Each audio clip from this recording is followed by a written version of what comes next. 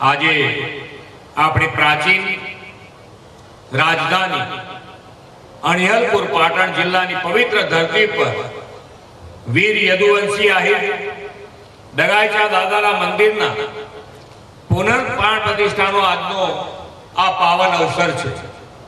આ ભક્તિમય ધર્મ ઉત્સવમાં આપ સૌ સાથે સહભાગી થવાની મને પણ તક મળી છે। મારી જાતને હું ધન્ય સમજું છું। આ પ્રાણ પ્રતિષ્ઠા મહોત્સવ ધાર્મિક વિધિ સાથોસાથ આહિર સમાજની આસ્થા, પરંપરા અને સંસ્કારનું પ્રતીક પણ છે। ભગવાન શ્રી કૃષ્ણના પવિત્ર વંશ સાથે જોડાયેલા યદુવંશી આહિર સમાજ સદીઓથી પશુપાલન અને ખેતીમાં સંકળાયેલો સમાજ છે। એટલું જ નહીં, આહિર સમાજ શૌર્ય, પરાક્રમ અને રાષ્ટ્ર પ્રેમની પરંપરા પણ જાળવી રાખી છે। ઇતિહાસમાં એવો ઉલ્લેખ છે કે વિક્રમ સંવત 1300માં ડગાઈચા દાદાએ કચ્છમાં તુણા ગામનું તોરણ બાંધીને આ ગામ વસાવ્યું હતું। ત્યારથી કચ્છ, સૌરાષ્ટ્ર અને ઉત્તર ગુજરાત પ્રદેશમાં આહિર સમાજ વસેલો છે। સમાજના ગૌરવવંતા ઇતિહાસ અને સંસ્કૃતિની નવી પેઢી સુધી પહોંચાડવાનો જે પ્રયાસ આ મંદિરની પુનઃ પ્રાણ પ્રતિષ્ઠાથી થયો છે તે ખરેખર અભિનંદનને પાત્ર છે। વિશ્વ નેતા અને યશસ્વી વડાપ્રધાન શ્રી નરેન્દ્રભાઈ મોદી હંમેશા કહે છે કે આવા ઉત્સવ સમાજમાં એકતા, સંસ્કાર અને આધ્યાત્મિક શક્તિનો સંચાર કરે છે। કોઈ પણ સમાજ પોતાની પરંપરા સાથે જોડાય ત્યારે વિકાસના માર્ગ પર આગળ વધવાની શક્તિ બેવડાવતી હોય છે। વડાપ્રધાન શ્રી આપેલા સૌના સાથ, સૌના વિકાસના મંત્રને યદુવંશી આહિર સમાજના આપ સૌ સાકાર કરો છો તે પણ વિરાસતની વિકાસનું સ્વરૂપ છે।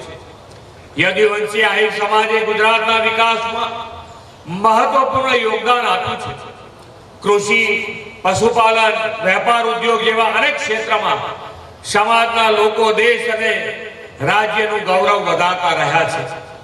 વડાપ્રધાન શ્રી નરેન્દ્રભાઈ મોદીએ દેશની પોતાની સંસ્કૃતિ અને આધ્યાત્મિક વારસા સાથે ફરીથી જોડવાનું મહાન કાર્ય કર્યું છે। તેમની પ્રેરણાથી સોમનાથ સ્વાભિમાન પર્વની ઉજવણીથી આપણું સાંસ્કૃતિક ગૌરવ ફરીથી જીવંત થયું છે। સોમનાથ સ્વાભિમાન પર્વથી આપણા આધ્યાત્મિક અને સાંસ્કૃતિક વારસાને નવી ઉર્જા અને નવી ઓળખ મળી છે। મોદી સાહેબના નેતૃત્વમાં સોમનાથ સહિત દેશના 30 સ્થળોના અદ્યતન વિકાસની પણ શરૂઆત થઈ છે। જ્યારે કોઈ તીર્થસ્થાનનો વિકાસ થાય ત્યારે તે વિસ્તારના લોકો માટે રોજગારીના નવા અવસરો ઊભા થાય છે, પર્યટન વધે છે અને સ્થાનિક અર્થતંત્ર પણ નવી શક્તિ મળે છે। સાતલપુર અને પાટણ પણ વિકાસનો નવો અધ્યાય લખ્યો છે। આ વિસ્તારમાં ઇન્ફ્રાસ્ટ્રક્ચર, પાણી, કૃષિ અને રોજગારીના ક્ષેત્રમાં અનેક યોજનાઓ દ્વારા વિકાસને નવી ગતિ મળી છે। શ્રી મોદી સાહેબે એશિયાનો સૌથી મોટો સોલાર પાર્ક ચારણકામાં શરૂ કરાવીને સ્થાનિક રોજગારીના અવસરો આપ્યા અને આજે ગુજરાત રિન્યુએબલ એનર્જીમાં લીડ લેતું રાજ્ય બની ગયું છે। શ્રી મોદી સાહેબે હમણાં થોડા દિવસ પહેલા સાણંદમાં સેમિકન્ડક્ટર પ્લાન્ટનું ઉદ્ઘાટન કર્યું છે। સાણંદ અને ધોલેરા બે સેમિકન્ડક્ટર હબ તરીકે હજારો યુવાનો માટે હાઈટેક રોજગારના અવસરો ઊભા કરશે। યદુવંશી આહિર યુવાનો આ તકનો લાભ લેવા સમર્થ બને એવા આશીષ આપણે સૌ ડગાઈચા દાદા પાસે માગીએ।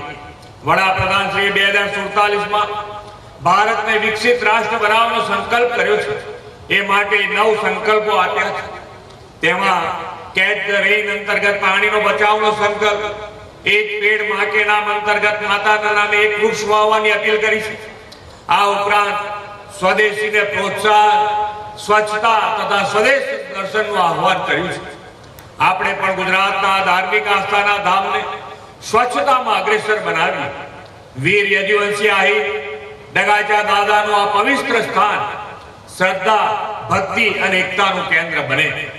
અહીં આવનાર દરેક વ્યક્તિને સંસ્કાર અને સમાજ સેવા સાથે વિકસિત ભારત માટે યોગદાન આપવાની પ્રેરણા મળતી રહે એવા વિશ્વાસ સાથે વિરમું છું। ભારત માતા કી જય, વંદે માતરમ, જય જય ગરવી ગુજરાત.